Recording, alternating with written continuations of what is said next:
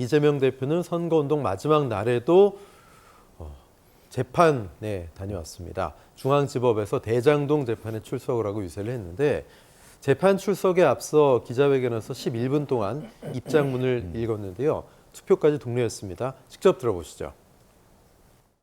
확정 범죄자도 사면해서 출마시키겠다. 어쩔래? 우리 가족은 절대 못 건드린다. 어쩔래? 국민을 존중하지도 국민의 눈치를 보지도 않습니다. 이 초박빙 접전지에서 우리 민주당 후보가 승리할 수 있는 기회가 만들어졌습니다. 손이 닿는 모든 연고자들을 찾아서 투표해달라고 독려해 주십시오. 네, 영상에는 안 나왔지만 자신의 손발을 묶는 게 검찰이다라면서 검찰 독재를 강하게 비판했습니다. 자, 이종훈 평론 어떤 속내가 깔린 걸까요? 뭐 이제 일관된 이제 메시지를 이제 다시 한번 강조한 거다. 이제 이렇게 봐야 되는 거죠. 그러니까 이재명 대표는 계속 이제 검찰공화국 이제를 심판해야 된다.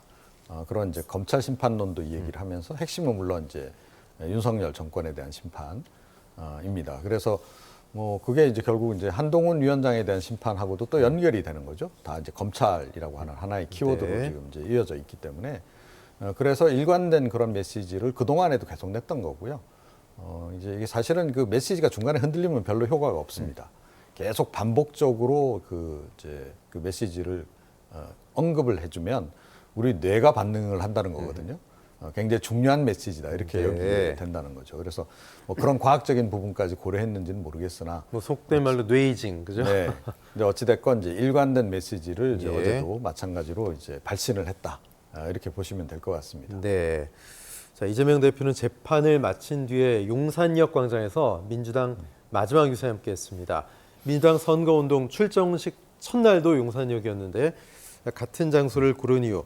용산에 갖는 상징성 때문이겠죠? 그렇습니다. 아마 이제 윤석열 정권이 처음 들어서면서 대통령실 이전, 그러니까 청와대에서 용산으로 대통령실을 이전을 했지 않습니까? 그 문제가 사실은 이제 부각이 되는 거죠. 그게 결국 상징적으로 보면 용산에 대통령실이 존재하고 있고 정권 심판이라고 하는 큰 프레임을 작동시켜야 되는 상황에서는 용산에 중요한 포인트를 잡고서 선거운동을 할 수밖에 없어요. 또 용산의 격전지기도 하고요. 그렇습니다. 네. 지난번에 똑같은 분들이 다시 리턴 리턴 매치를 하고 매치죠. 있거든요. 그 당시에도 890표 차였어요.